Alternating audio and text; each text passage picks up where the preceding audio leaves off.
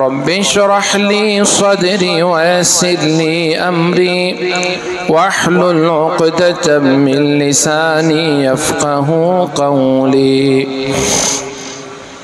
بزرگان محترم، نوجوانان مکرم اور عزیز دوستو،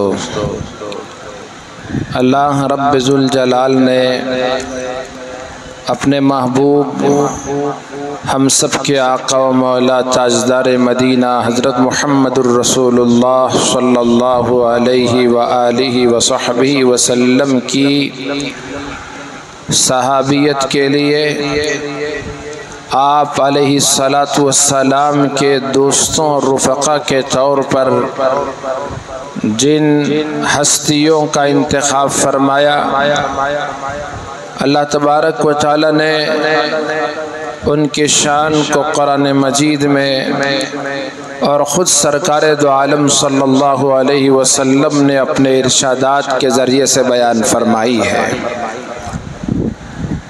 آپ ہی غور فرمائیں کہ اللہ تبارک و تعالی نے جن لوگوں کو اپنے محبوب کے دوستوں کے طور پر منتخب کیا ہو، اللہ کے حسن انتخاب میں یہ لوگ حضور کے دوست اور صحابی بنے ہوں تو ان کا مقام کتنا اونچا ہوتا ہے۔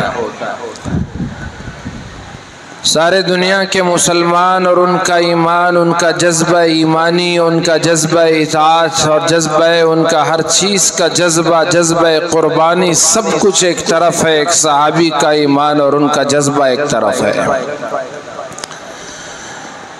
جس انسان نے اپنی آنکھوں سے رسول کریم صلی اللہ علیہ وسلم کا دیدار کیا ہو اور آپ کے ہاتھ ایمان قبول کیا ہو اور اسی ایمان پر ان کا آخری وقت آیا ہو، دنیا سے رخصت ہوئے ہوں، اللہ رب کریم کی عزت و جلالت، بزرگی و کبریائی، قدرت و قوت و طاقت کی قسم، تمام مسلمانوں کے ایمان سے افضل اور اعلیٰ ان کا ایمان ہے۔ حضرات صحابہ اکرام رضوان اللہ علیہ مجمعین ایمان کے اس اعلیٰ معیار پر قائم تھے کہ اللہ رب ذوالجلال نے ارشاد فرمایا کہ اگر دوسرے لوگ تمہاری طرح ایمان لے آئے تو وہ سب کامیاب ہیں۔ وَإِذَا قِيلَ لَهُمْ آمِنُوا كَمَا آمَنَ النَّاسِ، صحابہ اکرام کا ایمان مثالی ایمان ہے دوسروں کے لیے اور پوری امت کے لیے، اور انہی کا ایمان کا معیار ہے، انہی کے اعمال معیار ہیں، انہی کی قربانیاں اور سب کچھ جو انہوں نے پیش کیا اسلام اور ایمان کی خاطر، وہ بعد میں آنے والوں کے لیے معیار ہیں اور کسوٹی ہیں کہ وہی اپنے ایمان کو جانچنا چاہے تو اس کسوٹی پر جانچا جائے گا جو صحابہ اکرام کا ایمان تھا۔ اپنی نماز پرکھنی ہو تو صحابہ کی نماز کو دیکھ کر پرکھا جائے گا۔ دین کے ہر شعبے اور ہر شعبے کا ہر عمل، اس کے لیے کسوٹی حضرات صحابہ اکرام رضوان اللہ علیہ مجمعین کا عمل ہے۔ اسی کو دیکھ کر ہمارے عمل کی جانچ اور اس کی پرکھ ہو سکتی ہے، کیونکہ صحابہ نے براہ راست رسول امین صلی اللہ علیہ وسلم سے ایمان اور اعمال سیکھے تھے، تو رسول اکرم کی نگرانی میں انہوں نے اعمال کیے، آپ کی موجودگی میں انہوں نے اعمال کیے، تو انہی کا عمل پوری امت کے لیے کسوٹی ہوگا۔ اسی ترازو پر پوری امت کے اعمال کو تولا اور وزن کیا جائے گا، اسی اسکیل سے ناپا جائے گا ہر انسان، ہر مسلمان کے عمل کو۔ ایک ایک صحابی اللہ کے حکم پر رسول اکرم صلی اللہ علیہ وسلم کے ایک ایک اشارے پر ان کے لیے جان قربان کرنا، اپنی زندگی کی ساری پونجی، مکمل سرمایہ رسول اکرم کے قدموں میں لا کر ڈال دینا ان کے لیے نہایت آسان تھا۔ حضور علیہ السلام کے ساتھ وہ ہر موڑ پر جمے رہے، ڈٹے رہے، جتنا بھی آپ کے ساتھ پریشان کن وقت نہ کیوں آ گیا ہو۔ وہ یہ صحابہ کی جماعت تھی جنہوں نے آپ کے ساتھ برابر شانہ بشانہ ہو کر آپ کا ساتھ دیا، آپ کے حکموں کے منتظر رہے، آپ کے پیچھے کھڑے رہے۔ اللہ کے رسول علیہ السلام نے جس وقت جو حکم دیا اس کو انہوں نے پورا کر کے دکھا دیا، چاہے وہ تنگ دستی کا عالم ہو، پریشانی کا موقع ہو، جنگ کا موقع ہو، آسانی سہولت کا، فراوانی کا موقع ہو، جس موقع پر جو ضرورت تھی انہوں نے اس طرح سے رسول اکرم صلی اللہ علیہ وسلم کا ساتھ دیا۔ کبھی آپ سے پیچھے نہ رہے، کبھی آپ کے حکم کے خلاف عمل نہ کیا۔ اتنی محبت صحابہ کرام رضوان اللہ علیہ مجمعین نے محبت کا ثبوت پیش کیا کہ ایک صحابی کالے کلوٹے حبشہ کے رہنے والے، بال بالکل گھنگرو یالے، انہوں نے ایک مرتبہ آئینے میں اپنا چہرہ دیکھا، چہرہ دیکھ کر انہوں نے چولہے میں ایک سلاخ کو گرم کیا اور اس گرم سلاخ کو اپنے سر کے بیچوں بیچ اس سے داغ دیا۔ لوگوں نے ان سے پوچھا کہ جناب آپ نے یہ کیا کر لیا؟ یہ زخم آپ نے اپنے سر میں کیوں لگا لیا؟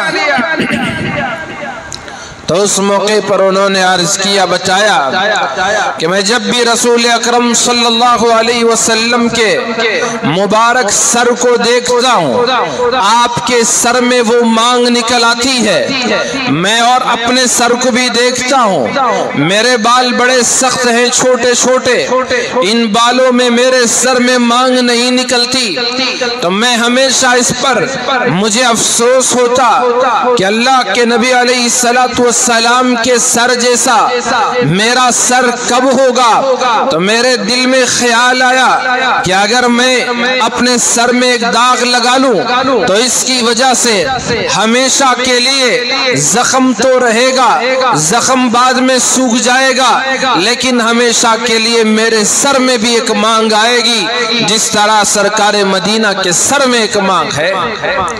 کیا شوق ان کو اپنے سر کی، حالانکہ ان پر اس کی اطاعت واجب نہیں تھی، ضروری نہیں تھا کہ وہ اپنے سر کو اس طرح سے اپنے سر میں داغ لگائیں۔ آج نوجوان سے کہیں کہ اللہ کے نبی علیہ السلام نے اپنے مبارک سر کے مبارک بالوں کو کس طرح سے سجایا تھا، اس طرح سے سجانے کے لیے تو مسلمان نوجوان تو اس سے پرے ہے، وہ غیروں کے ہیئر اسٹائل کو اپنانا چاہتا ہے، وہ اس طرح سے اپنے بال بنائے گا جیسے اللہ کا دشمن، نبی کا دشمن، خود اس کا دشمن، وہ اس کی بھلائی چاہنے والا تو ہرگز نہیں ہوگا، اس کے طریقے کے مطابق اپنے بال بنائے گا اور اس کو یہ سمجھتا ہے کہ بہترین اسٹائل ہے، بہترین فیشن ہے، اچھا طریقہ ہے۔ اور اللہ کے بندے، اللہ کے رسول علیہ السلام ہمارے لیے سب سے بہترین نمونہ ہے۔ لَقَدْ كَانَ لَكُمْ فِي رَسُولِ اللَّهِ أُسْوَةٌ حَسَنَةٌ۔ اللہ رب ذوالجلال نے ارشاد فرمایا، یقیناً تحقیق رسول اللہ کی زندگی میں تمہارے لیے بہترین نمونہ ہے۔ آپ ہمارے لیے ماڈل ہیں، آپ ہمارے لیے مثال ہیں، آپ کی زندگی تھی ہی اسی لیے کہ اس کو فالو کیا جائے۔ اللہ کی قسم لیکن جس نے رسول اللہ کو فالو کیا وہ کامیاب ہے، اور جس نے رسول اکرم صلی اللہ علیہ وسلم کو فالو نہ کیا، آپ کا اتباع نہ کیا، بلکہ آپ کے دشمنوں کی روش اپنائی، ان کے طریقے کو اپنایا، اس نے دنیا میں بھی ناکامی دیکھی اور آخرت تو اس کی ناکامی کا وہ ثبوت اسے ضرور مل جائے گا جو اس نے دنیا میں کیا تھا، اپنی ناکامی کے اسباب اختیار کیے تھے۔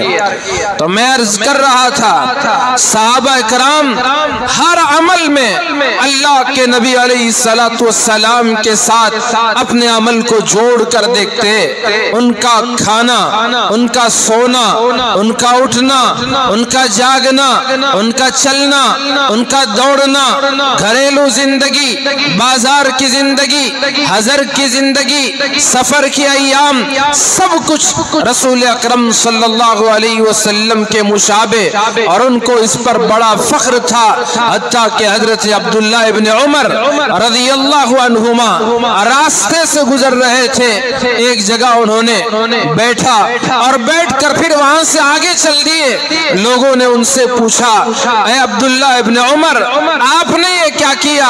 نہ آپ کو ضرورت تھی بیٹھنے کی اور نہ ہی قضاء حاجت کی ضرورت تھی، آپ وہاں بیٹھے اور پھر وہاں سے واپس آ گئے۔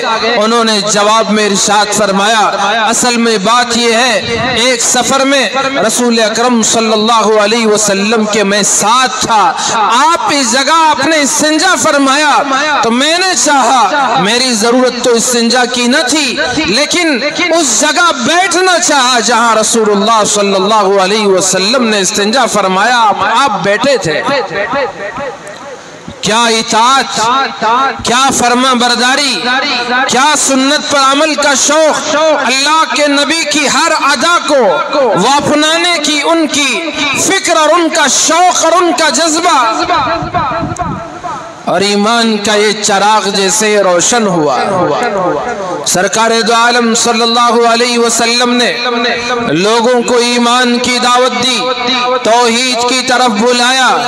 وہ بت کے پجاری، بتوں کے سامنے سجدہ ریز ہو جانے والے مکے کے کفار و مشرکین، جاہل اور سردار جو ہمیشہ اپنے ساتھ بتوں کو رکھتے، گھر کا بت الگ، بازار کا بت الگ، سفر کا الگ، حضر کا الگ، اس طرح سے الگ الگ بتوں کی پوجا کرنے والے، حتیٰ کہ وہ اللہ کا گھر بیت اللہ جہاں فرشتوں کا نزول، اللہ کی رحمتوں کا نزول ہوتا ہے، پوری دنیا سے لوگ اللہ کے گھر کی زیارت کے لیے پہنچتے ہیں۔ انبیاء کرام علیہ السلام کا وہ مولد، مسکن و مدفن، جہاں حضرات انبیاء اللہ کے گھر کے طواف کے لیے دنیا کے کونے کونے سے پہنچا کرتے تھے، اپنے لیے اعزاز سمجھتے تھے، اس اللہ کے گھر کے طواف کے لیے اور اس کے رحمتوں کے نزول کی جگہ اس گھر میں انہوں نے بتوں کو رکھ دیا۔ 360 بتوں کا اللہ کے گھر کو مرکز بنا دیا۔ کتنی جہالت اور کتنی رذالت، بتوں سے کیسا لگاؤ، بتوں سے کیسی محبت ان کے اندر، ان کے دلوں میں رس بس چکی تھی کہ انہوں نے اللہ کے گھروں کو بھی بتوں سے ناپاک کر دیا تھا۔ تو اتنے بت پرستی کے ماحول میں سرکار دو عالم، فخر بنی آدم، سید الاولین و سید الآخرین، شفیع المذنبین و رحمت للعالمین، حضرت محمد الرسول اللہ صلی اللہ علیہ وسلم نے ارشاد فرمایا، لوگو اللہ کے سوا کوئی معبود نہیں، اللہ کے سوا کوئی حاجت روا نہیں، خدا کے سوا کوئی مشکل کشا نہیں، اس کے علاوہ کوئی ہے نہیں جس کی پوجا کی جائے، اس کے علاوہ کوئی ہے نہیں جو عبادت کے لائق ہو۔ او لوگو، تمہاری پیشانی ان بتوں کے آگے جھکنے کے لیے نہیں بنائی گئی، بلکہ ایک اللہ کے سامنے اسے جھکنا ہے۔ اسی کی بادشاہت آسمانوں میں بھی ہے، زمینوں میں بھی ہے، سمندروں میں بھی ہے، پہاڑوں پہ بھی ہے۔ ہوا کون چلاتا ہے، بارش کون برساتا ہے، روشنی کون لے کے آتا ہے، پھر सूरज को गुरूब करके दुनिया को कौन तारीक बना देता है, सितारों में चमक रखकर उसकी चमक के जरिए और चांद में चांदनी के जरिए थोड़ी सी रात में चमक कौन देता है, ये अल्लाह ही है। एक बारिश के चंद कतरों से सूखी जमीन को फिर से हरी भरी बना देता है। वो दरख्त, वो पानी तमाम दरख्तों के लिए एक ही दरिया का, एक ही वेल का, एक ही बोर का पानी पहुंचता है। किसी में अनार का फल है तो किसी में आम का फल, किसी में सेब लगा हुआ है, किसी में नारंगी, किसी में मौसम्बी। कौन है ये एक पानी से मुख्तलिफ फल बनाने वाला, एक पानी से उन फूलों को बनाकर मुख्तलिफ खुशबुएं देने वाला, मुख्तलिफ मजे के फल बनाने वाला। एक ही आम के दरख्त में आम लगे हैं, कोई ज्यादा मीठा, कोई हल्का मीठा, कोई फीका, कोई खट्टा, कोई कसाला। कौन है इन मजों को अलग बनाने वाला, उनके रंग अलग बनाने वाला, शक्लों को अलग बनाने वाला? जरा गौर करो, अल्लाह की मखलूक में कितने रंग बिरंगी मखलूक अल्लाह ने पैदा फरमाई, कितने शक्लों की मखलूक उसने पैदा फरमाई, कितनी खूबसूरतियां, हर एक की अलग खूबसूरती, हर एक का अंदाज, हर एक की रफ्तार, सब कुछ मेरे रब ने अलग अलग बनाया। रसूल अकरम सल्लल्लाहु अलैहि वसल्लम ने मक्के के लोगों को उस अल्लाह की तरफ बुलाया जो इबादत के काबिल है, लायक है। ला इलाहा इल्लल्लाह। और लोगों तस्लीम कर लो कि खुदा के सिवा कोई माबूद नहीं। ये तुम्हारी दुनिया भी कामयाब, तुम्हारी आखिरत भी कामयाब। जो लोग अब तक आपको अमीन कहते थे, जो लोग अब तक आपको सच्चा जानते थे, सच्चा मानते थे, सादिक कहकर पुकारते थे, और उन्हीं फख्र था कि मक्के में ऐसा नौजवान भी है, इतने अखलाक का, इतने उम्दा किरदार का, जाहिलों के दरमियान जबकि डाका जनियाम है, कोई भी बाहर से मक्के में आए वो अमन के साथ वापस नहीं जा सकता था, उसको लूट लिया जाता। मक्के की औरतें अपनी इफ्फत और पाक दामनी के लिए भीख मांगा करती थी। ऐसे जमाने में जब कोई औरत की जरा बराबर इज्जत का तसव्वुर भी लोगों के ज़हन और दिमाग में, वहमो गुमान में न था, ऐसे में सरकार दो आलम सल्लल्लाहु अलैहि वसल्लम सब के लिए एक उम्मीद का किरण थे। ऐसे में आपने जब अपना असल मिशन को शुरू फरमाया तो फिर जो लोग चाहने वाले थे उन्होंने नफरत का इजहार शुरू किया, जो आपके दोस्त से दुश्मन बन गए। जितना आपका करीबी था उतना आपसे नफरत करने लगा, आपके रास्तों में कांटे बिछाए जाने लगे, आपको पत्थरों से लहू लहान किया जाने लगा, हर किस्म की तकलीफों से दो चार किया गया। एक मर्तबा सरकार दो आलम फख्र बनी आदम हजरत मुहम्मदुर रसूलुल्लाह सल्लल्लाहु अलैहि वसल्लम बैतुल्लाह में आप लोगों को अल्लाह की तरफ बुला रहे थे।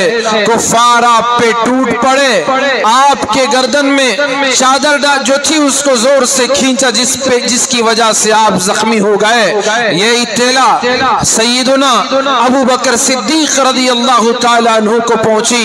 वो फौरन ही भागे भागे मस्जिद हराम पहुंचे, लोगों से खिताब किया, ए लोगों, आप इस शख्स को मारने वाले हो, मार रहे हो, जो सिर्फ ये कहते हैं कि ये इबादत के काबिल एक अल्लाह है, बुत पूजा और परस्तिश के काबिल नहीं, इसकी वजह से तुम उन्हें मार रहे हो। इतने जुमले ही हजरत अबू बकर सिद्दीक ने अदा किए थे। लोग जो आपको मारने वाले थे सब अबू बकर पे टूट पड़े, खूब मारा, नीचे गिर पड़े, फिर भी ना छोड़ा, खूब उनको मारा, बेहोश हो गए। इतने में कुछ लोगों ने बीच बचाव का काम किया और वो लोग हजरत अबू बकर के जिस्म को बेहोशी के आलम में उठाए, घर ले आए گھر پہنچایا، بے ہوش حضرت ابو بکر صدیق رضی اللہ تعالیٰ عنہ بستر پہ پڑے ہیں، ان کی والدہ محترمہ ان کے سرانے دودھ کا پیالہ لیے انتظار میں کھڑی ہیں، کب بیٹے کو ہوش آئے گا، کب کچھ دودھ پیے گا، کب جان میں جان آئے گی۔ ماں کی مامتا جوش مار رہی ہے کہ بیٹا ہوش میں تو آ جائے، کچھ تو پی لے، اسے کچھ تو افاقہ ہو جائے، اس کی سانسیں مزید چلتی رہے اور اس کی زندگی اور بھی لمبی ہو جائے۔ انہی ماں کو انتظار ہے، وہ تڑپتی سسکتی ماں دودھ کا پیالہ لیے صدیق اکبر رضی اللہ تعالیٰ عنہ کے سرانے کے ہوش کا انتظار کر رہے ہیں۔ اتنے میں حضرت سیدنا ابو بکر صدیق رضی اللہ تعالیٰ عنہ کو ہوش آتا ہے، ماں فوراً خوشی سے دودھ کا وہ پیالہ بیٹے کے سامنے پیش کرتی ہیں، تو ماں سے صدیق اکبر ابو بکر رضی اللہ تعالیٰ عنہ عرض کرنے لگتے ہیں، امی جان بتاؤ محمد الرسول اللہ صلی اللہ علیہ وسلم کا کیا حال ہے؟ انہیں اپنے زخموں کی کوئی پرواہ نہیں، انہیں اپنے بھوک کی کوئی پرواہ نہیں، انہیں اپنے جسم کی کوئی پرواہ نہیں ہے، تو اللہ کے نبی علیہ السلام کی فکر ہے، رسول اکرم صلی اللہ علیہ وسلم کی، آپ کی زندگی کی۔ تو ماں نے کہا بیٹا پہلے یہ دودھ تو پی لو۔ اللہ کے نبی علیہ السلام کس حال میں ہے معلوم بھی کر لیں گے۔ انہوں نے کہا اس وقت تک نہیں پیوں گا جب تک کہ مجھے حال معلوم نہ ہو جائے، آپ مجھے لے کر چلیں۔ سرکار مدینہ صلی اللہ علیہ وسلم کی خدمت اقدس میں لے کر چلیں۔ ماں نے اصرار کیا، اتنے میں ام جمیل آئی رضی اللہ عنہا، ان سے دریافت کیا گیا کہ اللہ کے نبی کیسے ہیں؟ انہوں نے اطمینان کا اظہار کیا کہ رسول اکرم صلی اللہ علیہ وسلم آرام سے، آپ اطمینان فرمائیں، کچھ تو دودھ نوش فرما لیں۔ حضرت ابو بکر رضی اللہ تعالیٰ عنہ فرماتے ہیں جب تک میں خود اللہ کے نبی کو نہ دیکھ لوں اس وقت تک ایک قطرہ بھی نہ پیوں گا۔ کیا محبت تھی، کیا وفا ان کے اندر، کیسی رسول اکرم صلی اللہ علیہ وسلم سے کس حد تک ان کا عشق، اپنی زندگی، اپنا جسم، اپنے زخم کوئی پرواہ نہیں، جب تک اللہ کے نبی کا دیدار نہ کر لو۔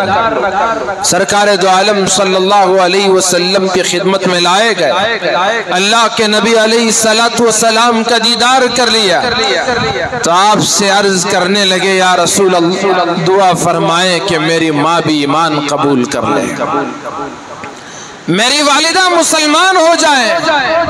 کیا فکر ہے، کیا تڑپ ہے، وہ یہ چاہتے تھے کہ کفار نے تو آپ پر حملہ کیا، مجھ پر حملہ کیا، یا رسول اللہ آپ صدمے میں ہیں، آپ دعا فرما دیں میری ماں ایمان قبول کر لے اور آپ کا دل مطمئن ہو جائے، آپ کو خوشی مل جائے۔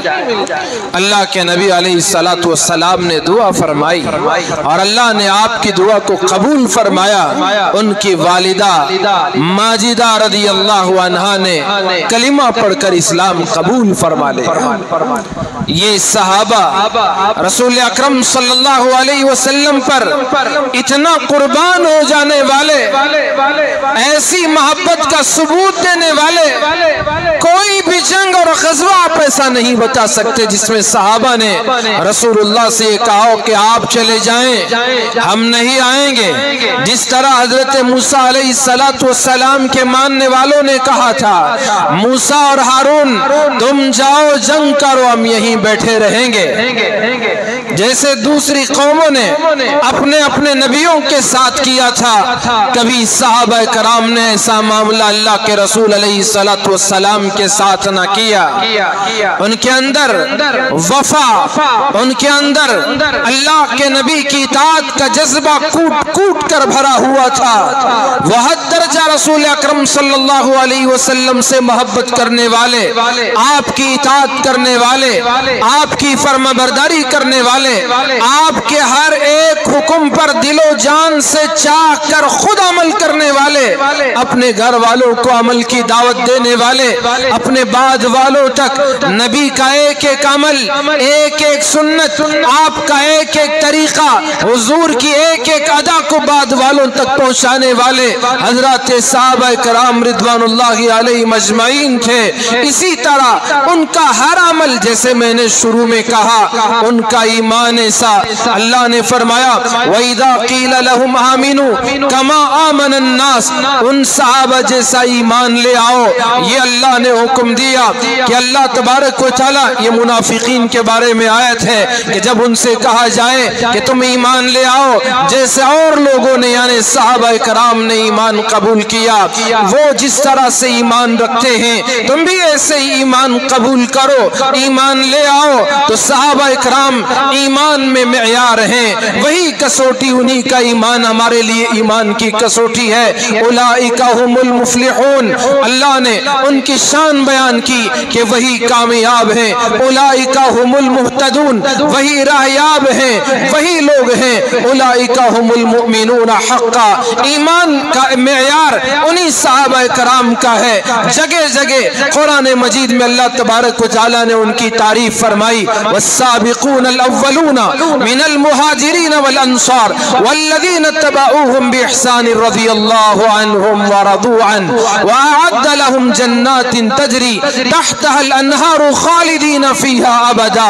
اللہ رب ذوالجلال نے ان کی شان کو بیان کیا کہ یہ وہ میرے محبوب کے ساتھی ہیں، اللہ ان سے راضی اور وہ اللہ کی تقدیر پر راضی۔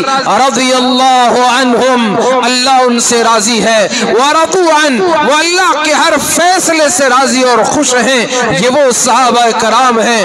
محمد الرسول اللہ والذین معہ، اللہ رب ذوالجلال نے ان کی تعریف قرآن مجید میں بیان فرمائی کہ جو لوگ رسول اللہ کا ساتھ دینے والے تھے، آپ کے ساتھ تھے، اشداء علی الکفار، ان کی تلواریں دشمن کے خلاف وہ ہواؤں میں لہراتی، وہ دشمن کے خلاف بڑے سخت رو اختیار کرنے والے تھے، لیکن جب اپنے دوستوں کی باری آتی، وہ اپنوں کی باری آتی، رحماء بینہم، وہ آپس میں مہربان، آپس میں رحم دل، اتنے رحم دل۔ اللہ کے نبی علیہ السلام کے ہاں ایک مہمان آیا، آپ نے اپنے گھر والوں کے پاس یہ معلوم کرنے کے لیے بھیجا کہ مہمان کی مہمان نوازی کے لیے، میزبانی کے لیے کسی کے گھر کچھ ہے۔ تمام بیویوں کے گھر سے جواب آیا کہ ہمارے پاس کچھ بھی نہیں جس کے ذریعے رسول اللہ کے مہمان کی ضیافت کا انتظام کیا جا سکے۔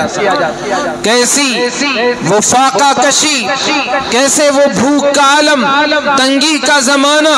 صحابہ کرام رضوان اللہ علیہم اجمعین کے لیے ایک ایک وقت کی روٹی، ایک ایک وقت کا گزارا مشکل سے ہوا کرتا تھا۔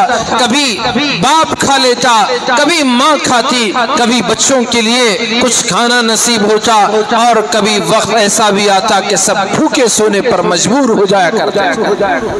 لیکن پھر بھی ان کی نمازیں قضا نہیں ہوتی، پھر بھی ان کی تہجد ان سے نہیں چھوٹتی، ان کی تلاوت ناغہ نہیں ہوتی، ان کی زبان سے کبھی جھوٹ نہیں نکلتا، کبھی ان سے دھوکے کا تصور اور خیال بھی نہیں کیا جا سکتا، کبھی ان سے خیانت کے بارے میں گمان نہیں ہو سکتا۔ یہ وہ صحابہ کرام رضوان اللہ علیہم اجمعین، ایسے قسم پرسی کے زمانے میں ایک مہمان جو رسول اللہ کی خدمت میں پہنچے، آپ نے اپنے تمام گھروں میں دریافت فرمایا کہ ہے کسی کے پاس کچھ کہ جس کے میزبانی کا انتظام کیا جا سکے۔ تمام گھروں سے جواب آیا، یا رسول اللہ میرے ہاں بھی کچھ نہیں، فلاں کے ہاں بھی کچھ نہیں، کسی کے پاس کچھ نہیں۔ پھر آپ نے صحابہ کرام سے پوچھا، ہے کوئی جو اس آنے والے مہمان کی مہمانی کرے، اس کی میزبانی کرے، اسے کچھ کھلائے، اسے رات کے گزارے کا انتظام ہو سکے؟ کوئی تیار نہ ہوئے۔ حضرت طلحہ رضی اللہ عنہ کھڑے ہو گئے، ابو طلحہ کھڑے ہوئے اور عرض کیا، یا رسول اللہ میں آپ کے مہمان کو گھر لے چلوں گا۔ گھر گئے، باہر مہمان کو کھڑے کیا، اندر گئے، بیوی سے پوچھا کیا گھر میں کچھ ہے؟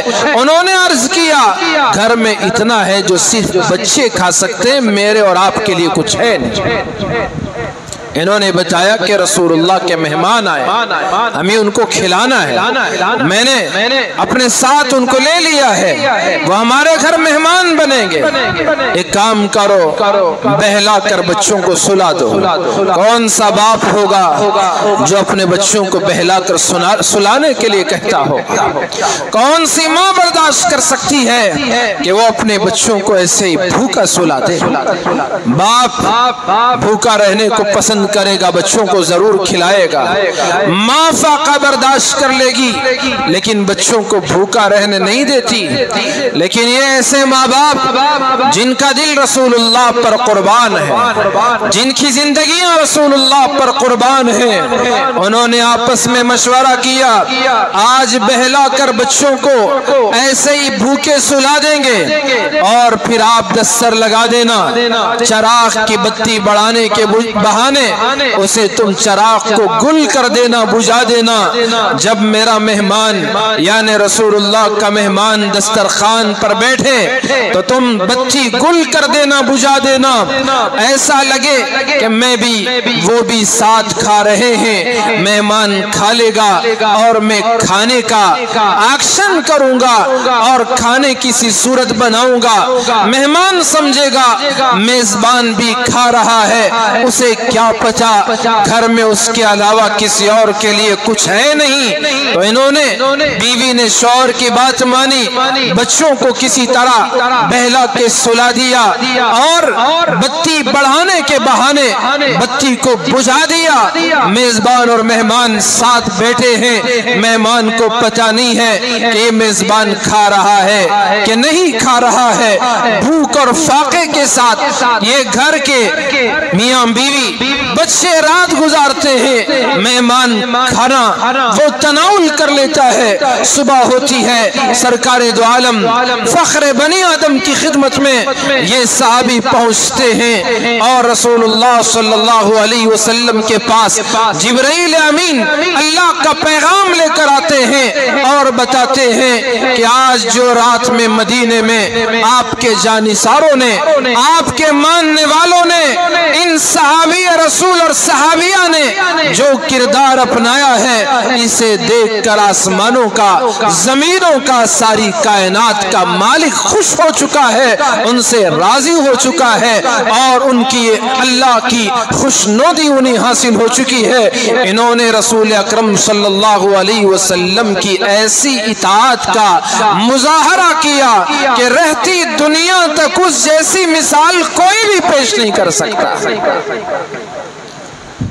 عروہ ابن مسعود نے فتح مکہ کے موقع پر کیا کہا تھا؟ صلح حدیبیہ سے پہلے جب صحابہ اکرام رضوان اللہ علیہ مجمعین اور اللہ کے نبی علیہ السلام کے حال کو جانچنے کے لیے مکے کی طرف سے یہ صحابہ کے پاس آیا، حضور کے پاس حاضر ہوا، آپ سے گفتگو کی، واپس آ کر اپنی قوم کے لوگوں سے جو خطاب کیا، کہنے لگا کہ میں نے بڑے بڑے بادشاہوں کے دربار دیکھے، وزیروں کے ہاں میں نے ان کا حال دیکھا ہے، درباریوں کو بادشاہ اور وزیر کی عزت اور ادب و احترام کرتے دیکھا ہے، لیکن جو عزت صحابہ رسول اللہ کی کرتے ہیں میں نے اس طرح کی عزت کرتے ہوئے کہیں نہیں دیکھا۔ کیا ادب، کسی بات کا حکم کریں وہ فوراً دوڑ پڑتے ہیں کہ میں اس کو کروں، میں اس کو کروں۔ وہ وضو کرتے ہیں، ان کے وضو کا پانی زمین پر گرنے نہیں دیا جاتا، صحابہ ایک ایک کر کے آگے بڑھتے ہیں اور اسے اپنے چہرے پر ملتے ہیں، حتیٰ کہ ان کے منہ سے اگر لعاب بھی نکلتا ہے اس مبارک لعاب کو لینے کے لیے صحابہ ایک دوسرے پر سبقت کرتے ہیں اور اس لعاب کو لے کر اپنے چہرے پر اور اپنے اعضاء پر مل لیتے ہیں۔ اتنی عزت کرنے والے، اتنی محبت کرنے والے، ایسی اطاعت کرنے والے صحابہ اکرام جب اللہ کے نبی علیہ السلام پر مال قربان کرنے کی باری آتی تو بھی پیش پیش غزوہ تبوک کے موقع پر صدیق اکبر رضی اللہ عنہ نے اپنے سارے گھر کو جھاڑو دے کر جو کچھ تھا اللہ کے نبی کے قدموں میں رکھ دیا۔ آپ نے پوچھا ابو بکر گھر والوں کے لیے کیا چھوڑ آئے ہو؟ صدیق اکبر نے جواب دیا، عرض کیا یا رسول اللہ، اللہ اور اس کے رسول کا نام چھوڑ آیا، اور کچھ گھر میں ہے نہیں، سب کچھ آپ کے قدموں میں نے ڈال دیا ہے۔ اور اسی طرح ان کی نماز ہماری نماز کے لیے کسوٹی، وہی پیمانہ ہے۔ میں نے عرض کیا تمام مسلمانوں کے ہر عمل کے لیے ترازو اور کسوٹی صحابہ اکرام رضوان اللہ علیہم اجمعین کا عمل ہے۔ ان کی زندگی ہماری زندگیوں کے لیے بہترین نمونہ ہے۔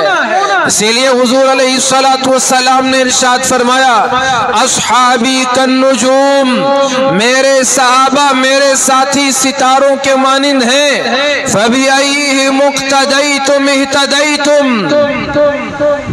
ان میں سے جس کسی کی بھی اقتداء کرو تم راہیاب ہو جاؤ گے، کامیاب ہو جاؤ گے، تمہیں منزل نصیب ہو جائے گی، منزل مل جائے گی۔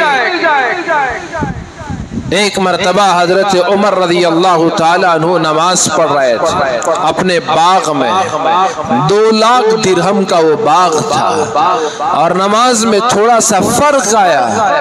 کتابوں میں ہے کہ حضرت عمر نے اس 2 لاکھ درہم کے باغ کو صدقہ کر دیا کہ نماز خراب نہ ہو۔ حضرت طلحہ رضی اللہ عنہ کا وہ باغ جو انہیں بہت پسند تھا، دن میں بھی ان کے باغ میں شام اور رات جیسا سما لگتا تھا، اتنا گھنا باغ۔ نماز پڑھ رہے تھے، نماز میں کسی طرح سے اس باغ کے اندر ایک پرندہ گھس آتا ہے۔ نماز کی حالت میں جب وہ پرندہ نکلنے کا راستہ تلاش کرتا ہے اسے نہیں ملتا، کبھی ادھر جا رہا ہے کبھی ادھر جا رہا ہے۔ کتنا گھنا ان کا باغ ہوگا، کتنا خوبصورت ان کا باغ ہوگا کہ اسے باہر نکلنے کے لیے راستہ نہیں مل رہا ہے۔ تو نماز میں جو ان کا خشوع اور خضوع تھا اس میں تھوڑا سا ہلکا سا فرق آیا، جو ہلکا فرق آیا، خشوع اس میں ختم ہوا، تو اس کا اثر ان پہ ایسا ہوا کہ اس باغ کو ہی انہوں نے اللہ کے راستے میں صدقہ کر دیا، خرچ کر دیا۔ کیسا ان کا عمل، کیسا انہماک، کیسا خشوع اور خضوع، کیسا قنوت، اور اس نماز کا عالم کیا ہوگا جس نماز میں اللہ اور ان کے درمیان کوئی چیز حائل نہیں، وہ رب سے بات کر رہے ہیں۔ اللہ کا کلام پڑھ کر یہ خیال ان کا کہ اللہ ان سے بات کر رہا ہے، کیا خوبصورت وہ نماز ہوگی۔ زمین پر وہ سجدہ کر رہے ہیں، عرش پر فوراً ان کے سجدے کی قبولیت پہنچ رہی ہے۔ وہ یہاں نماز پڑھ کر دعا مانگتے ہیں، فوراً ان کی دعاؤں کو قبول کر لیا جاتا ہے۔ وہ دکھ میں بھی نماز پڑھنے والے، سکھ میں بھی نماز پڑھنے والے، وہ قیام میں بھی نماز پڑھنے والے، وہ سفر میں بھی نماز پڑھنے والے، وہ مشکل حالات میں بھی نماز پڑھنے والے، آرام دہ چیزوں کے درمیان بھی نماز قائم کرنے والے۔ اللہ نے جو اقیم الصلاۃ کہا اس پر پوری طرح عمل کرنے والے۔ تبھی تو میں نے عرض کیا کہ ہمارے ہر عمل کی کسوٹی صحابہ اکرام کا عمل ہے، اسی کو دیکھ کر ہمارے ہر عمل کو پہچانا، پرکھا جائے گا، تولا جائے گا، اسی طرح ناپا جائے گا۔ جس کا عمل جتنے مشابہ ہوگا صحابہ کے عمل کے، اتنا ہی اس کے عمل کی قبولیت کا اندازہ لگایا جا سکتا ہے، اور جتنا وہ عمل دور ہوتا چلا جائے گا اتنا ہی اس کے عمل میں نقصان، اس کے عمل میں کمی کا تصور پیدا ہوتا چلا جائے گا۔ تو اسی لیے جو صحابہ کرام اللہ کے نبی کے ہر عمل پر اتباع کرنے والے، ہر کام میں آپ کی اتباع کرنے والے تھے، اسی انہی کے نقش قدم پر چلنے والے تھے، آج کچھ لوگ ہیں جو ان صحابہ کی شان میں ہذیان بکتے ہیں، گستاخی کرتے ہیں، اور طرح طرح کی باتیں اپنی طرف سے کرتے ہیں۔ ہیں یہ وہ صحابہ کرام ہیں جن کو قرآن نے کہا وَكُلًّا وَعَدَ اللَّهُ الْحُسْنَى. صحابہ کرام میں سے ہر ایک وہ ہے جن کو اللہ پاک نے جنت کا وعدہ کر دیا ہے. رضی اللہ عنہم ورضوا عنہ کا پروانہ انہی دے دیا ہے. سرکار دو عالم فخر بنی آدم صلی اللہ علیہ وسلم نے ارشاد فرمایا اللہ اللہ فی اصحابی. اللہ سے ڈرو, اللہ سے ڈرو, میرے صحابہ کے بارے میں اللہ سے ڈرو. لا تتخذوہم غرضا من بعدی. میرے دنیا کے جانے کے بعد, میرے دنیا سے جانے کے بعد تم ان کو تنقید کا نشانہ نہ بناؤ. لا تتخذوہم غرضا من بعدی. اور آپ نے ارشاد فرمایا فمن احبہم فبحبی احبہم. جس نے ان سے محبت کیا وہ میرے محبت کے ساتھ, میری محبت کے ساتھ ان سے محبت کیا. یعنی جس نے صحابہ سے محبت کی گویا اس نے مجھ سے محبت کی ہے. اور دوسری حدیث میں حضور نے ارشاد فرمایا من احبنی, جو مجھ سے محبت کرے گا کان معی فی الجنہ, وہ جنت میں میرے ساتھ ہوگا. اللہ کے رسول علیہ السلام کی محبت ہمارے نزدیک ہماری آل اولاد سے, ہمارے والدین سے, خود ہماری جانوں سے, ہمارے مال و متاع سے, گھر بار دکان زمین و جائیداد سب کچھ دنیا کی ساری دولت و خزانوں سے بڑھ کر ہمارے نزدیک اگر کوئی محبوب ہے تو وہ سرکار دو عالم صلی اللہ علیہ وسلم ہے. اگر اللہ کے نبی سے محبت ہے تو پھر صحابہ سے بھی محبت ہونی چاہیے. فمن احبہم فبحبی احبہم ومن ابغضہم. جو ان سے بغض رکھے گا, جو ان سے عناد رکھے گا, جو ان کے بارے میں اپنے اندر دشمنی کو پالے گا فببغضی ابغضہم, اس کا بغض اصل میں میرے ساتھ بغض کی وجہ سے ہوگا. کون ہے جو رسول اللہ سے دشمنی کرنے کی ہمت کر سکے؟ صحابہ سے دشمنی کرنا, بغض اپنے اندر پالنا, عناد رکھنا, عداوت رکھنا, صحابہ اکرام سے نفرت کرنا. فَبِبُغْضِي أَبْغَضَهُمْ. آگے حضور نے ارشاد فرمایا کہ جو مجھے تکلیف دے گا, اس کی وجہ سے رسول اللہ صلی اللہ علیہ وسلم کو تکلیف ہوگی. آپ نے فرمایا وَمَنْ آذَاهُمْ. جو میرے صحابہ کو تکلیف پہنچائے, ایذا پہنچائے, فَقَدْ آذَانِي. یوں سمجھو کہ یقیناً اس نے مجھے تکلیف دی ہے. صحابہ کو تکلیف پہنچانا, رسول اللہ صلی اللہ علیہ وسلم کو تکلیف پہنچانا ہے. اور آپ نے فرمایا وَمَنْ آذَانِي. جس نے مجھے تکلیف پہنچائی فَقَدْ آذَ اللَّهِ. اس نے اللہ کو تکلیف پہنچائی ہے. صحابہ کو تکلیف پہنچانا رسول اللہ کو تکلیف پہنچانا ہے. رسول اللہ کو تکلیف پہنچانا اللہ کو تکلیف پہنچانا ہے. پھر آپ نے ارشاد فرمایا وَمَنْ آذَ اللَّهِ. جو اللہ کو تکلیف پہنچائے یعنی رسول اللہ کو تکلیف پہنچائے یعنی صحابہ کو تکلیف پہنچائے, آپ نے فرمایا یوشک ان یأخذہ. قریب ہے اللہ تبارک و تعالی اس کی گرفت فرما لے, اسے پکڑ لے, اپنے گرفت میں لے لے. تو اللہ کی پکڑ سے اگر بچنا ہے, خدا کے گرفت سے اگر بچنا ہے, صحابہ کے بارے میں زبان درازی کرنے سے بچو, ان کی شان میں گستاخی کرنے سے بچو, ایک لفظ بھی ان کے شان میں برا کہنے سے اللہ سے ڈرو, کیونکہ یہاں ایمان بھی جا سکتا ہے, پوری زندگی کے اعمال اکارت جا سکتے ہیں. صحابہ کی برائی سے بچنا چاہتے ہو, تابعین کو برا نہ کہو, ان کی برائی سے بچنا چاہتے ہو, تبع تابعین کی برائی سے بچو, ائمہ مجتہدین کی برائی سے بچو, مفسرین کی برائی سے بچو, جو ان کے نقش قدم پر چلنے والے اولیاء کرام ہیں ان کی برائی سے بچو, جو اب ان کی اقوال اعمال ان کی سیرت سنت کو بیان کرنے والے لوگ ہیں یعنی علماء فضلا، ان کی برائی سے بچو۔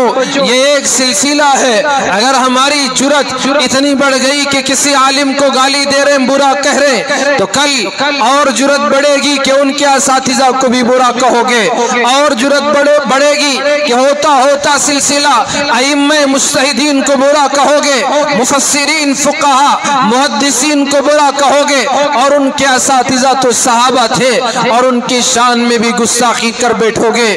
نتیجہ کیا ہوگا؟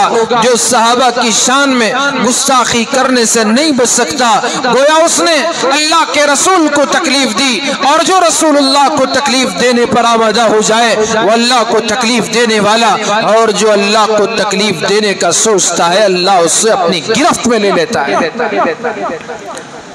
تو جب بھی کوئی صحابی کو برا کہنے والا یا بولنے والا آپ کی نظروں میں آئے تو اس وقت ہمیں حکم ہے کہ ہم کہیں کہ لعنت اللہ علی شرکم، تم میں سے جو شر ہے بدترین ہے اس پر اللہ کی لعنت ہو۔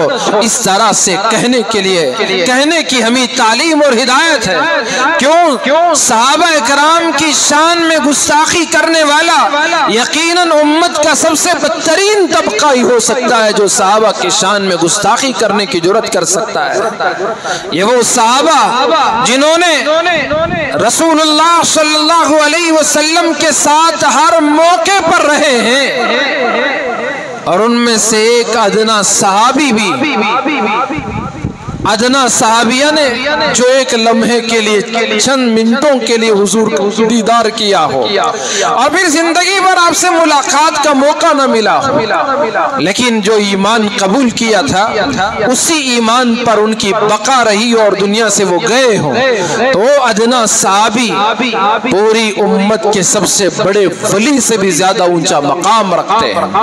حضرت عبداللہ ابن مبارک رحمت اللہ علیہ سے کسی نے پوچھا بتائیں کیا حضرت معاویہ رضی اللہ عنہ افضل ہیں یا عمر بن عبدالعزیز رحمت اللہ علیہ؟ عمر بن عبدالعزیز رحمت اللہ علیہ ان کا جو دور خلافت تھا اس امت کے لیے بہت زیادہ رحمت تھا، اسلام کے پھیلنے کا ذریعہ بھی بنا، عدل و انصاف قائم کیا گیا، امانت داری، سچائی، وفاداری، وفا شعاری کا بہت بڑا درس ان کے دور خلافت میں امت کو ملتا ہے۔ ایسی رواداری، ایسا انصاف انہوں نے انسانوں میں قائم کیا، جنگل کے جانور بھی امن پسند ہو گئے، ایک ہی چشمے سے وہ بھیڑیا بھی اور بکری بھی پانی پیتے۔ کتنا عدل، کتنا انصاف انہوں نے قائم کیا ہوگا۔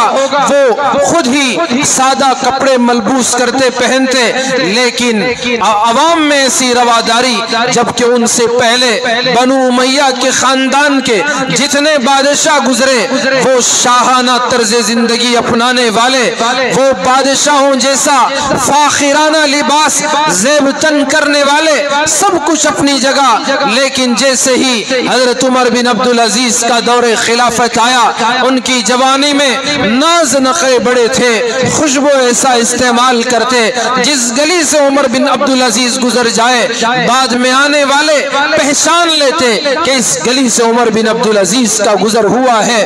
ایسے خوشبو کا استعمال کرنے والے لوگ دھوبیوں سے کہتے کہ عمر بن عبدالعزیز کے کپڑوں کے ساتھ ہمارے کپڑے دھلنا تاکہ خوشبو کا کچھ حصہ ہمارے کپڑوں میں بھی آ جائے۔ ایسا ناز و نخروں میں پلا ہوا، لیکن جیسے ہی خلافت ملی مسلمانوں کے بادشاہ بنے، ایسا انصاف قائم کیا، ایسا عدل امت میں قائم کیا، اور خود پرانے کپڑے جب انتقال کا وقت قریب آیا تو ان کے بھائی ان کے پاس آئے، ان کی بیوی سے کہا کہ اے شوہر کے لباس کو بدل دو، کہیں ایسا نہ ہو کہ لوگ تانے نہ دیں کہ امیر المومنین کے پاس ایک ہی کپڑے ہیں۔ تو بیوی نے کہا کیا کروں، اس لباس کے علاوہ کوئی اور لباس ہے نہیں کہ ان کو پہنایا جائے۔ کیسی سادی زندگی، کیا خوبصورت زندگی، تو وہ اتنے عدل کے ساتھ، امانت داری کے ساتھ دن میں اللہ کے مخلوق کی خدمت اور رات میں خالق کی عبادت میں ان کا وقت گزرتا اور بیتتا تھا۔ تو یہ عمر بن عبدالعزیز، کسی نے عبداللہ ابن مبارک رحمت اللہ علیہ سے پوچھا حضرت بتائیں کہ عمر بن عبدالعزیز بہتر ہیں یا حضرت امیر معاویہ ابن ابی سفیان رضی اللہ تعالیٰ عنہ افضل ہیں؟ تو انہوں نے جواب میں خوبصورت بات ارشاد فرمائی، دیکھو رسول اکرم صلی اللہ علیہ وسلم کے ساتھ رہ کر حضرت امیر معاویہ کو جو گرد و غبار لگا تھا، جو دھول اور مٹی ان کے جسم کو کپڑوں کو لگی تھی، وہ دھول اور وہ مٹی حضرت عمر بن عبدالعزیز سے زیادہ کہیں افضل ہے۔ رسول اکرم صلی اللہ علیہ وسلم نے حضرت امیر معاویہ رضی اللہ عنہ کو دعا دی تھی، اللہم اجعلہ ہادیا مہدیا واہد بہ، اے اللہ اس کو تو رہبر بنا اور اس کو ہدایت یافتہ بنا اور دوسروں کو اس کے ذریعے سے ہدایت عطا فرما۔ کتنی خوبصورت دعا، بہترین دعا کس کے حق میں؟ حضرت امیر معاویہ۔ کون ہے امیر معاویہ رضی اللہ عنہ؟ جنہوں نے ادھر جبرائیل آسمان سے اترتے وحی لے کر اللہ کے نبی کے قلب اطہر پر اس وحی کو نازل وہ وحی ہوتی اور اللہ کے نبی اسے پڑھ کر سناتے، سب سے پہلے اس قرآن کی ان آیتوں کو لکھنے والے حضرت امیر معاویہ رضی اللہ عنہ جو کاتب وحی کہلاتے ہیں۔ تو آج کچھ لوگ اپنی کم فہمی کی وجہ سے، کم علمی کی وجہ سے اس جیسے صحابی کو ہدف تنقید بناتے، ملامت کا نشانہ انہیں بناتے۔ کہاں سے انہیں یہ جرأت آتی ہے؟ کیسے ہمیں تو ڈر محسوس ہوتا ہے کہیں زبان گونگ نہ ہو جائے، کبھی زمین پھٹ کر نکل نہ لے، آسمان ٹوٹ کے اس پر گر نہ جائے۔ جو صحابہ کے شان میں گستاخی کرنے کی جرأت کرتا ہے، آپس میں صحابہ کے کچھ معاملات ہوئے، اسے اللہ کے حوالے کرو، اس میں ہمیں پڑھنے کی کوئی ضرورت نہیں، اجازت نہیں۔ اور یہ ساری چیزیں امت کی رہبری کے لیے، امت کی رہنمائی کے لیے، اللہ کی طرف سے پیغام کے طور پر جو کچھ ہوئے وہ اس میں بھی ہمارے لیے ہدایت ہے، رہبری ہے کہ ان واقعات کو دیکھ کر سبق حاصل کر سکتے ہیں۔ اس کا مطلب یہ نہیں کہ ہم انہی کو تنقید کا نشانہ بنائیں۔ کچھ لوگ منافق تھے، صحابہ کی جماعت میں چھپے ہوئے تھے، وہ چھپ کر منافق لوگ، وہ صحابہ نہیں تھے، وہ اصل میں یہودیوں کے ایجنٹ تھے، وہ کسی طرح مسلمانوں کو لڑانا چاہتے تھے، وہ چھپ کر آپس میں ایسا حملہ کرتے کہ لگتا یہ تھا کہ صحابہ ایک دوسرے کے دشمن تھے اور پھر صحابہ میں جنگ چھڑ جاتی۔ تو یہ سب دشمنوں کا کیا کرایا، اسے سمجھنے کی، اس کی تحقیق کی ضرورت ہے اور اس میں ہمیں پڑھنے سمجھنے کی ضرورت ہے، یہ نہیں کہ براہ راست صحابہ کو ہی تنقید کا نشانہ بنا۔ اللہ رب ذوالجلال مجھے اور آپ کو سمجھنے کی توفیق عطا فرمائے، حضرات صحابہ کرام کی ہمیں محبت کرنے اور ان کے طریقے کو اپنا کر زندگی گزارنے کی ہم سب کو توفیق عطا فرمائے، آمین ثم آمین، وآخر دعوانا ان الحمدللہ رب العالمین۔ حاضرین گرامی، ہر جمعہ ہم آپ سے گزارش کرتے ہیں کہ